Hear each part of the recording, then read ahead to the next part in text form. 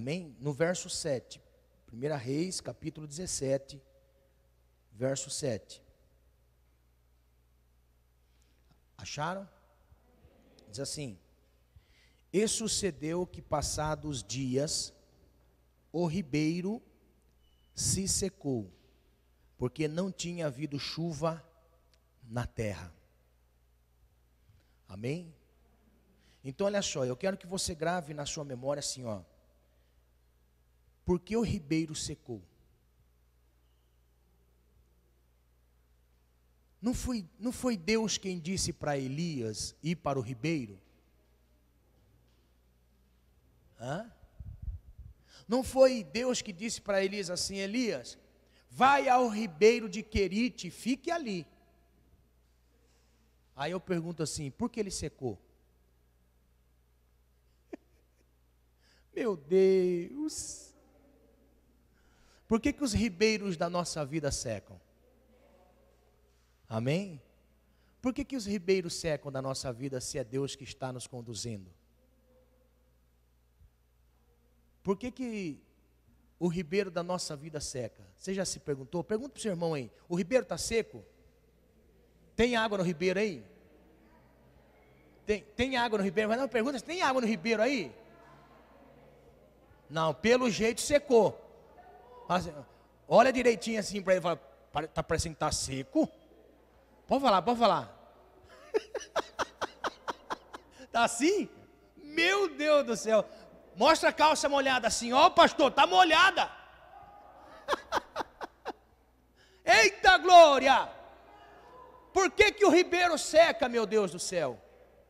Amém? Então se esse ribeiro do seu irmão aí não está seco, eu quero que você se inunde nesse ribeiro dele em nome de Jesus. Amém? Glória a Deus. Deus abençoe. Pode sentar, por favor. Nessa noite eu quero ministrar esta palavra tendo entendimento que existe coisas na Bíblia que nós não conseguimos entender. Não é?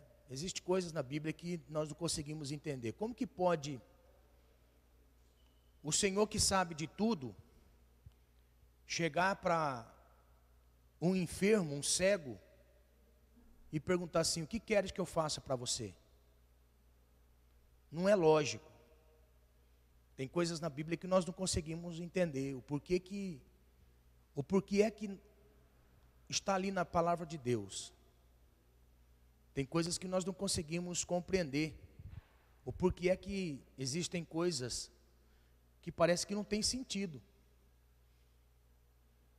Então, se na Bíblia tem coisas que não tem sentido, que parece que não tem sentido, como essa palavra, por que é que o ribeiro secou?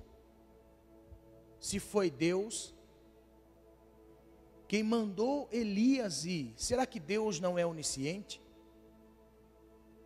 Será que Deus não sabia que o ribeiro ia secar?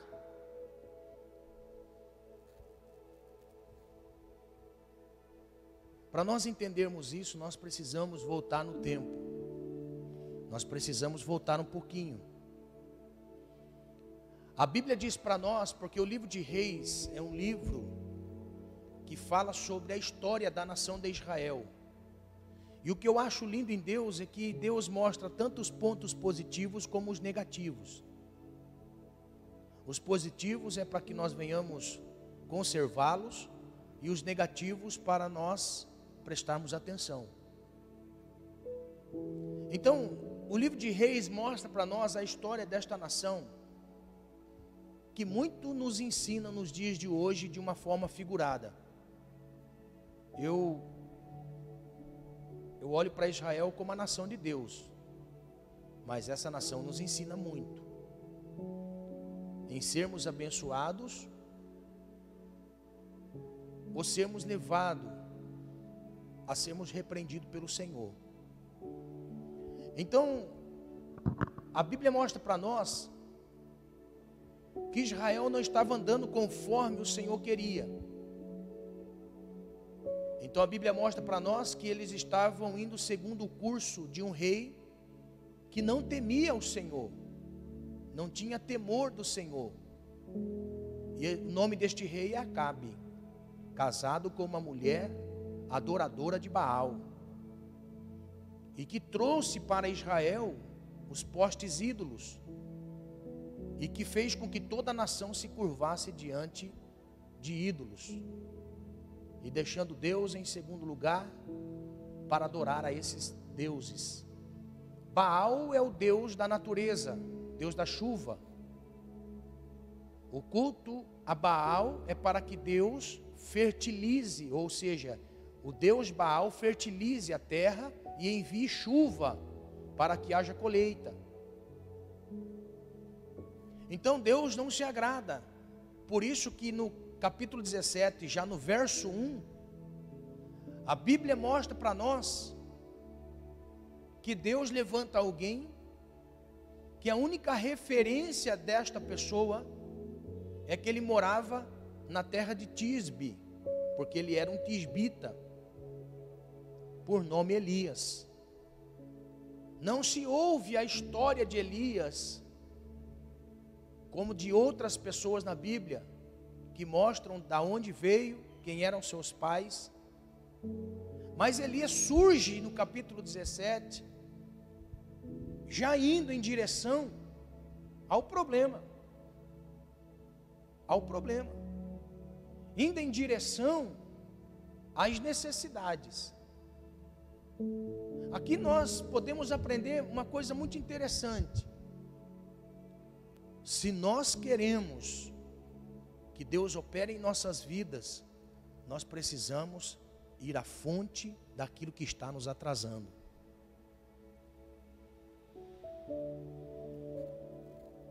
Ir em direção à fonte daquilo que está nos atrasando. A Bíblia mostra para nós que Elias, no verso 1, chega para o rei Acabe,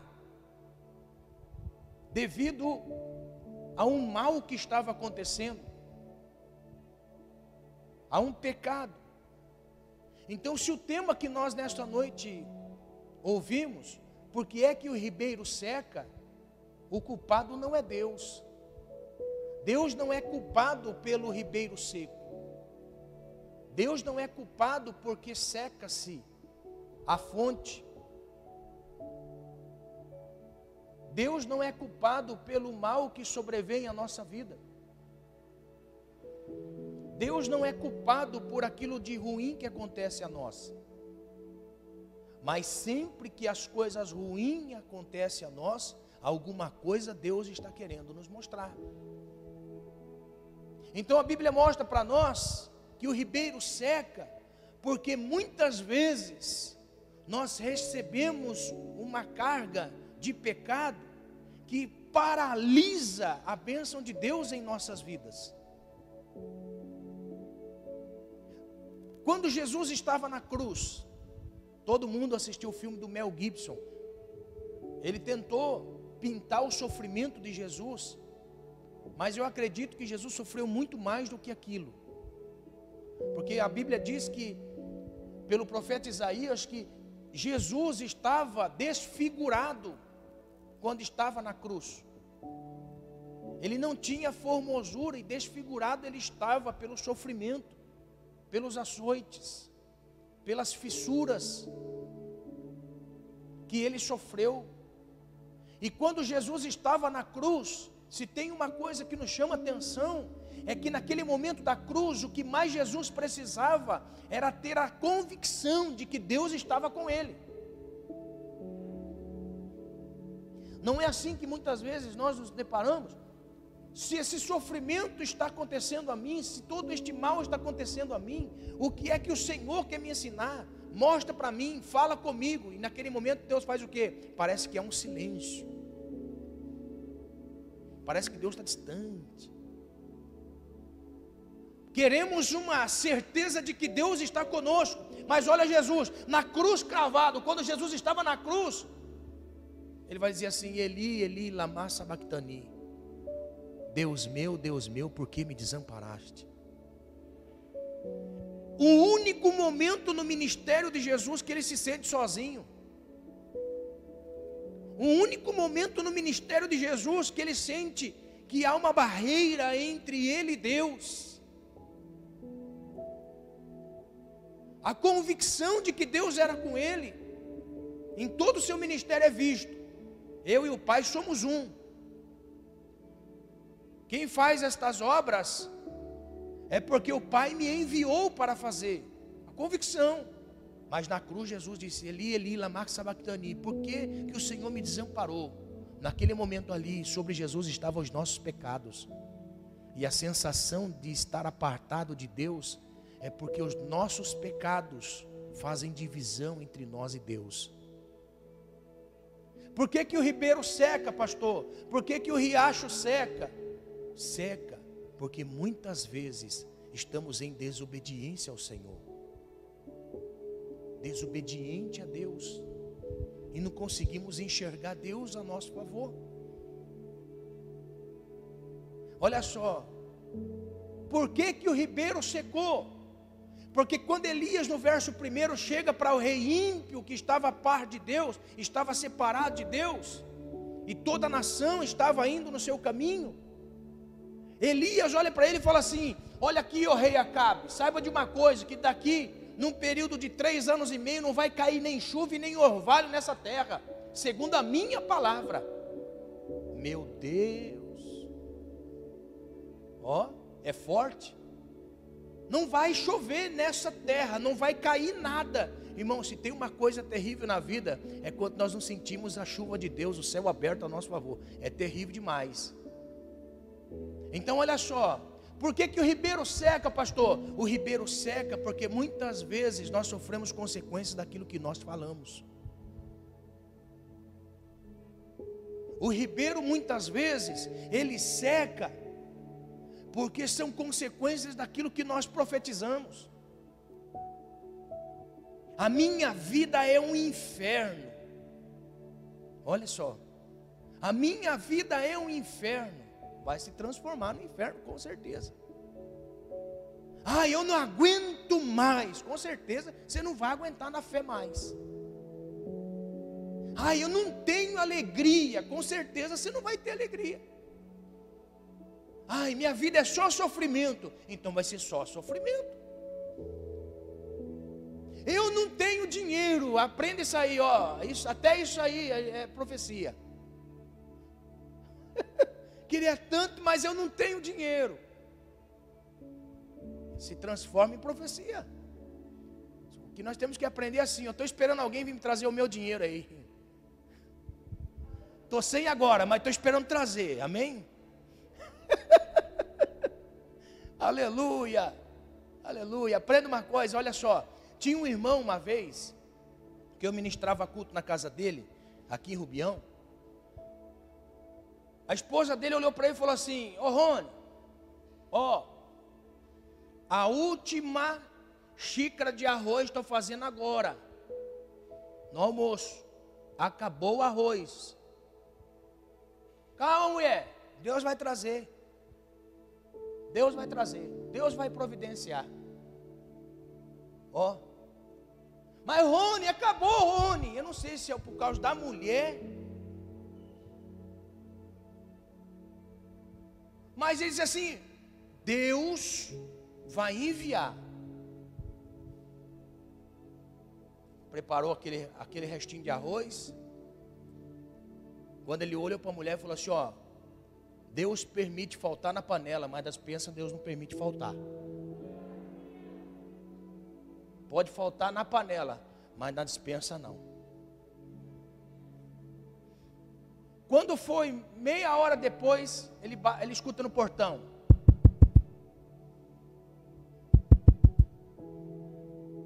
ô irmão, viu, eu estava lá no mercado. Eu não sei se você está precisando, mas Deus mandou trazer uma cesta básica. Você acredita nisso? Você está entendendo? Por quê? Porque nós temos que profetizar. Nós temos que profetizar. Olha só que interessante. A mulher que hospedava Eliseu em sua casa. fez um quarto para Eliseu e o moço. Eliseu observando a mulher e falou assim: guri, estou observando que essa mulher não tem filho, já está numa idade mais avançada, e esse casal não tem filho.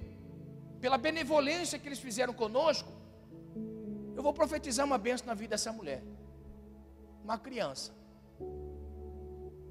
Ó mulher, você vai gerar um filho. Não minta para a tua senhora. Como? A Bíblia diz que aquela mulher gerou um filho, porque quando Deus ouve as palavras proféticas e vê um coração sincero, não tem como Deus não trabalhar. A Bíblia diz que o menino já era grandinho e o pai trabalhava na roça. A Bíblia diz que o menino queria de todo jeito trabalhar com o pai, de todo jeito. Mas meu filho está sol quente, eu quero mãe. Está entendendo? Então vai, meu filho. Aí preparou o menino e mandou com o pai. 2, 3 horas depois o pai vem com a criança toda molinha, dizendo assim: eu não sei o que aconteceu, acho que é insolação, acho que é por causa do sol. A Bíblia diz que aquela criança deitou na cama e da cama não levantou mais, morreu. Que fez a mulher? Descabelou. Que fez a mulher? Falou que o profeta era culpado. Opção C, o que fez a mulher? Maldiçoou Deus. Opção D, xingou o marido. Opção E, foi falar com o profeta. Está entendendo? Ela sabia que havia poder na palavra. Ela sabia que havia poder na palavra. O que ela disse? Meu velho, mande os meninos arrumar o jumento lá para mim, sela o jumento, que eu vou atrás do profeta. Está entendendo?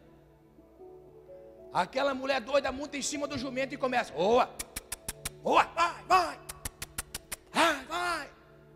Ó, profeta deitado na sua casa. De repente ele escuta de longe.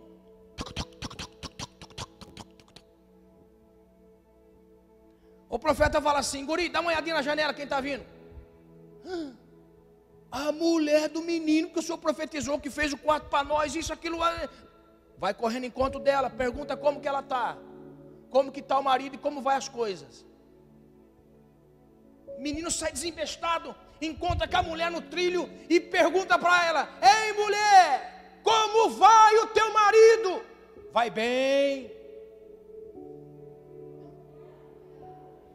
Como vai as coisas? Vai bem também. Como vai o menino? Vai bem. Menino morto da casa. Oh meu Deus. Está entendendo? Tudo vai bem. Falou para o menino, para o guri. Mas quando chegou para o profeta, falou assim: profeta, precisamos ir lá em casa. O menino morreu. O menino morreu. Vamos lá ver o problema. A Bíblia diz que Eliseu sai dali e vai para casa da mulher. Chega no quarto, vê o menino deitado, debruça em cima dele. Respiração boca a boca 7 vezes. Na última vez, o menino levanta. Ele pega o menino e fala assim: está aqui, mulher, teu filho. Porque você acreditou que tudo estava bem. Está entendendo? Olha só, Jesus chega num determinado lugar. Um homem descabelado vai atrás de Jesus e se joga no chão. A Bíblia diz que aquele homem, com a posição que ele tinha, se joga no chão, no pó, reconhecendo quem ele era. Mestre, preciso que o senhor vá em casa. Aconteceu? Minha filha está moribunda. Ela vai morrer. Ela vai morrer, Jesus. Vamos em casa. Vamos, calma, meu filho, calma. Olha só. A menina estava viva, mas o pensamento dele já estava morta. Já estava quase morrendo. Está entendendo? Estava quase morrendo a menina. Mas para o homem já estava morto. A Bíblia diz que no curso que eles estão indo, vem a mulher do fluxo de sangue, para atrapalhar e atrasar. Enquanto aquela mulher está tocando em Jesus, Jesus queria saber quem que era aquele homem. Ai meu Deus do céu, ele tem que ir na minha casa, minha filha vai morrer. Está entendendo? Vamos Jesus, calma. Ela não vai morrer, calma. Não se apavore, calme, em nome de Jesus, profetiza em nome de Jesus que isso vai passar, entenda que vai passar, caminhe pela fé, não deixe isso mudar o curso da sua vida, o curso da sua fé, do seu ânimo, não deixe isso tomar a sua fé em nome de Jesus, continue crendo, não é confissão positiva, é segundo a palavra de Deus. Por quê? Porque quando Jesus estava despedindo a mulher, chega uns da casa de Jairo e fala assim: não atormente mais o médico, porque a sua filha morreu. Aquele homem fez assim, ó, fez igual o chave, fez assim, paralisou. Naquele momento que ele parou, Jesus olha para ele e fala assim: ó, não temas, crê somente. E todo mundo vai para a casa de Jairo. Quando chega lá, tinha as carpideiras chorando. Era paga para chorar, as carpideiras eram pagas para chorar, e estavam chorando, e Jesus fala assim: sai, que esse choro, tudo falso, sai, por quê? Mas está morta a menina, tá não, está viva, ela só está dormindo, ó, sai daqui, todo mundo sai, vamos lá para o quarto, vamos embora Jesus, quem que vai? Jesus, pai, a mãe, Pedro, Tiago e João, o resto fica aqui embaixo, nós vamos despertar porque está dormindo. A menina estava o quê? Morta. Quando chegam no quarto, Jesus disse assim: Talita cumi, menina, te digo, levanta-te. Ela estava morta ou estava dormindo? Mas para Jesus estava o quê?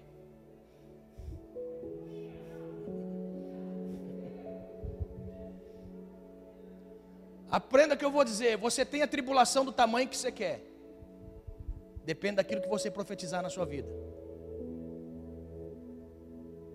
Depende do que você profetizar na sua vida, é o tamanho da prova que você tem. Por que o ribeiro seca? Porque nós transformamos as nossas lutas, que são pequenas, em batalhas gigantes. Nós precisamos profetizar em nome do Senhor Jesus, mudar o nosso falar.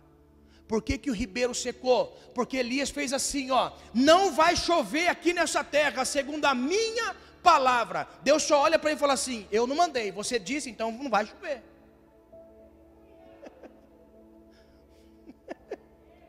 Está entendendo? Ó, você mandou Elias, não vai chover. Está aqui o texto, ele diz assim: segundo a minha palavra. Não foi segundo a palavra do Senhor. Olha que profeta, ele está dizendo assim: segundo a minha palavra e não a palavra do Senhor. Então a nossa palavra tem poder demais. Por que o ribeiro seca na nossa vida? Porque são consequências das nossas palavras. São consequências das nossas palavras. Tudo aquilo que nós falamos acontece na nossa vida. Ou você imagina que não? As atitudes que nós temos se manifestam na nossa vida. Quer ver? Quando nós olhamos para o livro de Jó, sempre pegamos o livro de Jó e falamos assim: que Deus viu o seu servo em um grande temor, se desviava do mal, e quando foi confrontado a respeito da fé desse homem por Satanás, ele dá testemunho e diz assim: olha, ele tem fé em mim, você pode tocar em tudo que ele tem, mas não toque na alma. Satanás vem, tira tudo que ele tem, mas não toca na alma. Volta de novo. Ah, mas também o senhor dá saúde a ele. Só que se eu tocar na saúde, isso aí vai mudar. Só não toque na alma. Permite tocar em tudo.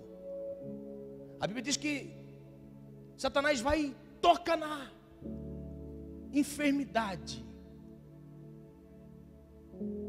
Jó não nega.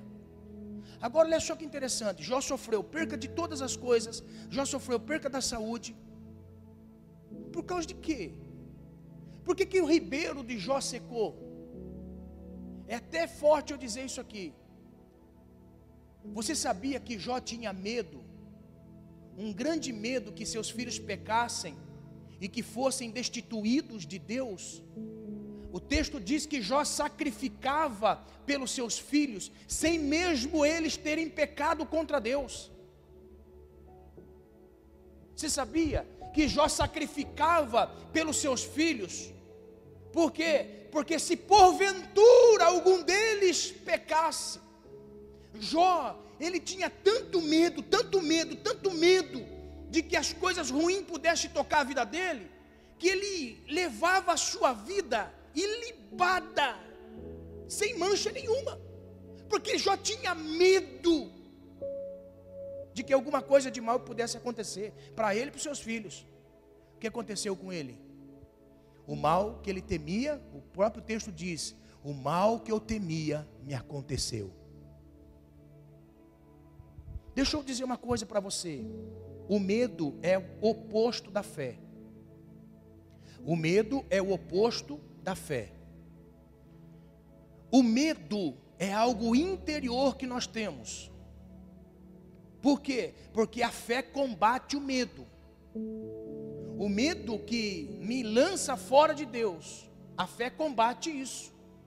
Hoje nós temos a fé em nós para combater o medo. Por quê? Porque o medo, ele não anda sozinho, o medo sempre vai andar com a dúvida. Se você olhar para alguém medroso demais com as coisas, você pode ter certeza que a dúvida está de abraçadinho com medo. Está abraçadinho com medo. Por quê? Porque a dúvida alimenta o medo. Então, a Bíblia diz que quem duvida é como a onda do mar que é lançado de um lado para o outro. Por quê? Porque o medo e a dúvida faz a pessoa ficar indecisa nas coisas. Será que é? Será que não é? Será que pode? Será que não pode? Ah, eu tenho medo. É aí que o mal age. Porque o medo combate a fé. O medo age contra a fé. O que é o oposto da fé? O medo. O medo. Agora preste atenção no que eu vou dizer. Em nome do Senhor Jesus, não tenha medo de enfermidade. Não tenha medo de perder o trabalho. Não tenha medo dos seus filhos morrerem sem salvação. Não tenha medo da sua família ser destruída. Não tenha medo, tenha fé. Porque quem tem fé vê Deus agindo a seu favor. Quem tem fé, olha só, irmão, nós não somos super-heróis da fé, porque tem um lado do medo que me bloqueia para que o mal não me toque. Mas o medo não me pode lançar fora da presença de Deus. Porque o medo nunca fica só no interior, o medo se exterioriza por aquilo que nós falamos. O que disse Jesus a respeito das nossas palavras? Que as nossas palavras estão dentro de nós. Quando as nossas palavras são mudadas num curso pela boca e sai da boca para fora, procede do coração. Por isso que fala a boca do que aquilo que o coração está cheio. Se você, em nome de Jesus, olha só, se você falar só coisas que podem te derrubar, te atrasar, te perder, te tocar, estas coisas vão tocar você. Nós não podemos ficar presos no medo, porque o medo vai exteriorizar. Você pode ter certeza, presta atenção no que eu vou dizer, olha só. Você está indo numa viagem, você está indo numa viagem, está muito bem, andou muitos e muitos quilômetros, sem acontecer nada. Aí alguém fala assim, perigoso furar o pneu, né? Puf! Tem pessoas que tem, viu? Entendeu? Olha só, por quê? Porque o medo pode estar aqui enclausurado, mas ele não tornou-se em palavra. Eu confio em Deus. Eu confio no Senhor. Aleluia. Aleluia. Não é confissão positiva, é crer que tem um Deus que cuida de nós em todos os momentos. Está entendendo? Por que o ribeiro seca? Porque as minhas palavras têm consequências. Elias estava ali no ribeiro, obedeceu a palavra de Deus, passou-se os anos, olha só, passou-se os anos, irmãos, eram 3 anos e meio, o primeiro ciclo, eu posso tentar imaginar assim, o primeiro ciclo termina num período de um ano e pouco. Você imagina, nesse 1 ano, Elias não fez outra coisa, a não ser o texto está dizendo aqui, que Elias de manhã pegava pão e carne do bico do corvo, e à tarde do bico do corvo pegava pão e carne novamente, e bebia do ribeiro. Olha que vida boa, irmão. Algumas pessoas dizem que isso aqui não era corvo, que isso aqui era um grupo de pessoas, de mercadores. Mentira, porque a Bíblia diz em Gênesis capítulo 6, que quando Noé percebeu que havia terra, o que fez Noé? Não vou soltar a pomba, eu vou soltar um corvo, porque corvo, ele vai ficar no lugar onde tem carne podre. A mesma palavra corvo que está ali em Gênesis, dita por Noé, é a mesma palavra corvo que o escritor da carta aos reis, ou do livro histórico dos reis, está aqui. Então a mesma palavra corvo, no mesmo sentido original. Então eu creio, irmão, que ali era um animal, uma ave, que vinha trazer para Elias, todo dia, de manhã e à tarde, pão e carne, pão e carne, pão e carne. Imagine Elias, na hora do corvo chegar,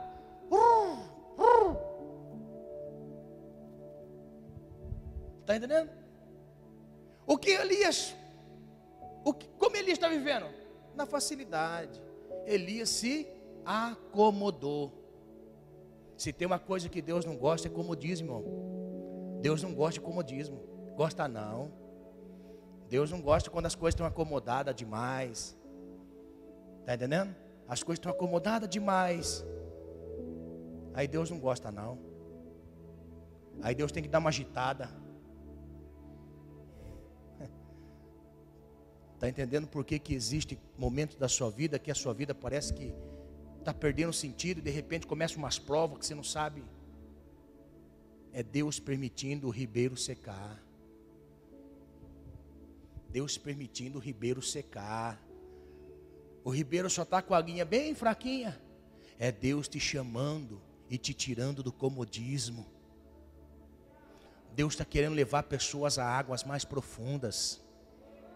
Deus está querendo levar pessoas a um compromisso mais real. Deus está querendo ouvir suas orações de madrugada. Deus está querendo ouvir e ver você servindo a Ele com mais intensidade. É por isso que o ribeiro seca, porque o ribeiro muitas vezes nos leva a um comodismo. Por quê? Porque cedo vem carne e pão, à tarde vem carne e pão e bebe água do ribeiro. Então Deus tem que fazer com que o ribeiro seque.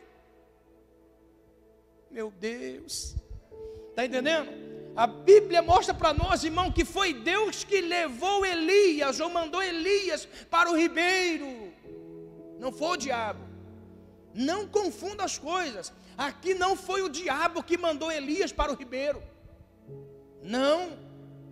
Foi Deus. Existem momentos da nossa vida que vêm as provas da nossa fé, e neste momento das provas da nossa fé, não é o diabo que nos leva a ser provado, é Deus que permite sermos provados na fé.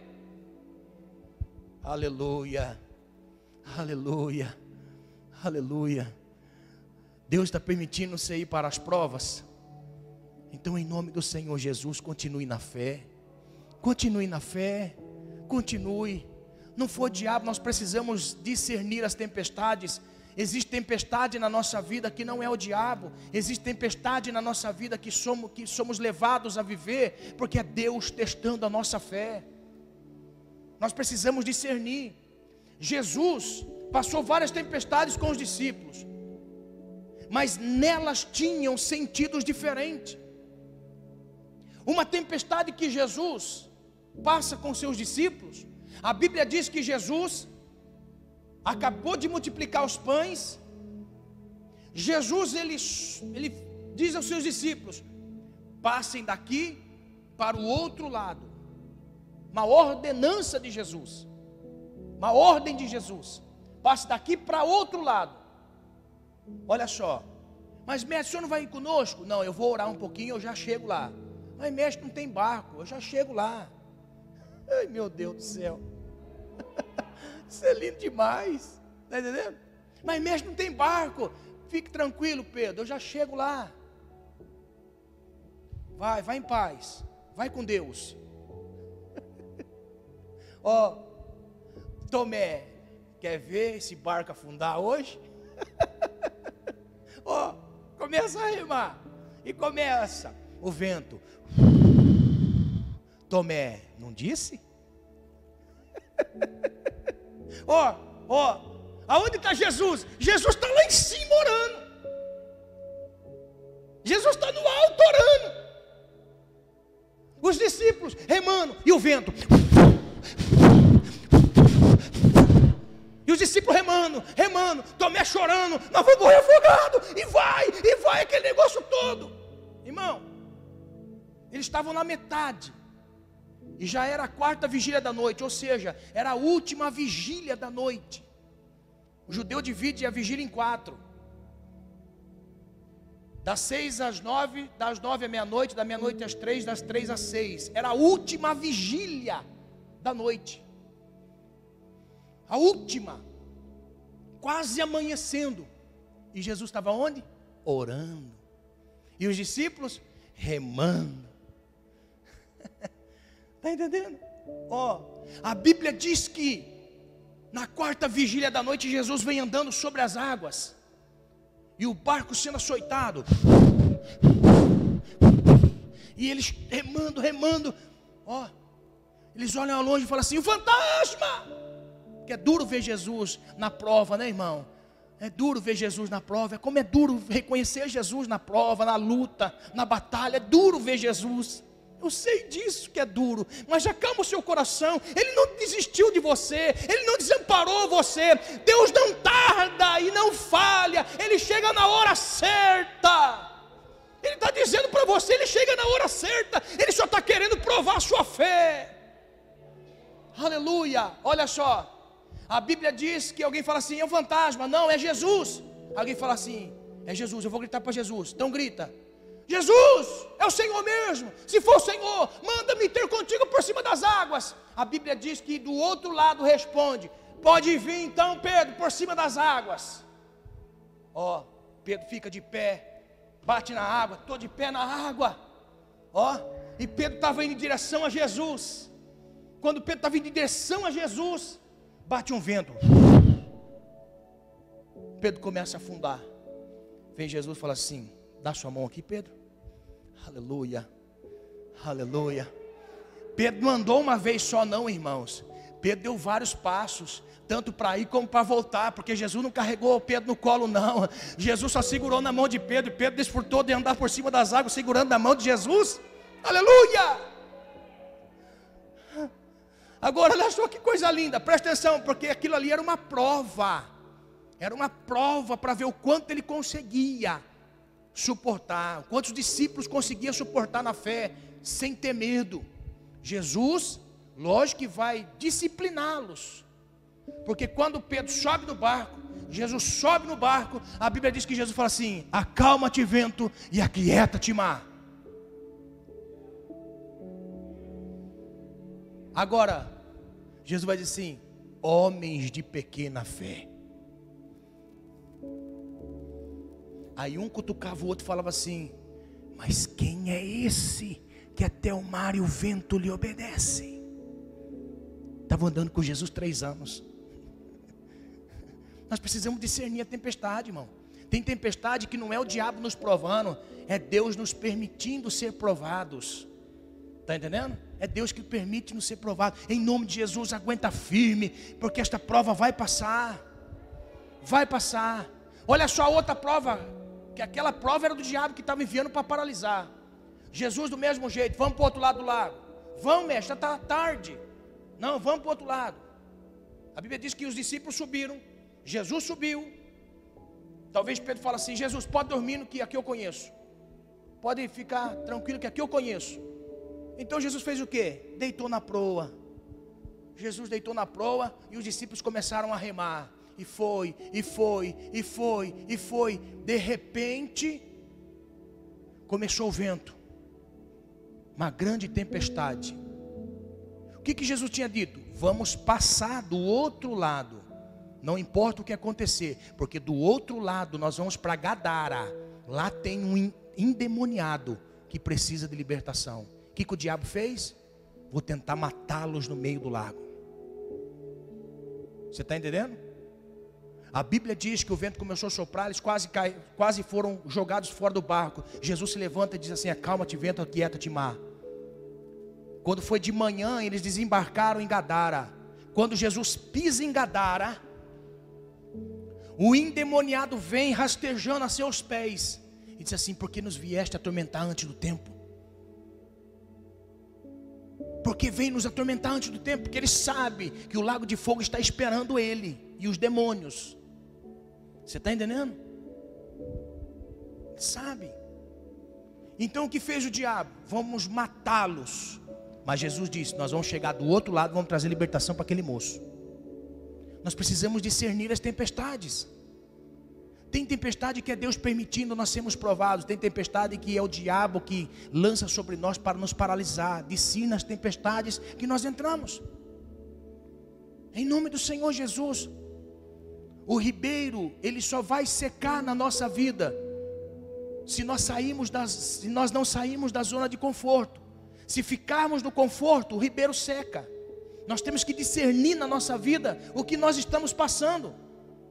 Nós temos que discernir, nós não podemos se acomodar. Espera aí, esse comodismo é enviado por quem? Pelo mal, para que eu me conforme com tudo isso que eu estou vivendo e eu esqueça daquilo que Deus me chamou para fazer. Então, em nome do Senhor Jesus, sai da minha frente, Satanás, porque eu estou indo em direção ao propósito que Deus tem para a minha vida. Aleluia! Aleluia! Eu estou na tempestade, e a tempestade é uma prova de Deus, para que quando eu passe pela tempestade, eu entenda quem é Deus na minha vida. Porque podemos caminhar com o Senhor todos os dias da nossa vida, mas também chegar a determinado momento da nossa vida e dizer assim: mas quem é este que opera e faz isso? Então, para que isso não aconteça, Ele permite sermos provados, para termos experiências com o Senhor. Em nome de Jesus, saia do comodismo. Em nome do Senhor Jesus. O Senhor quer cumprir um propósito na sua vida. O ribeiro só vai secar se você não compreender o propósito de Deus para a sua vida. Aleluia. Deus permite coisas acontecer na nossa vida para nos tirar da rede do conforto espiritual. Está entendendo? Em nome de Jesus. Por que o ribeiro seca? Porque nós entramos nessa zona de conforto. Agora olha só, a graça de Deus é tão maravilhosa que no ribeiro seco Deus não nos deixa. Deus não nos deixa com o ribeiro seco. Porque a Bíblia diz, irmão, quando secou o ribeiro, a voz de Deus foi dita: Elias. Sim, Senhor, o ribeiro secou.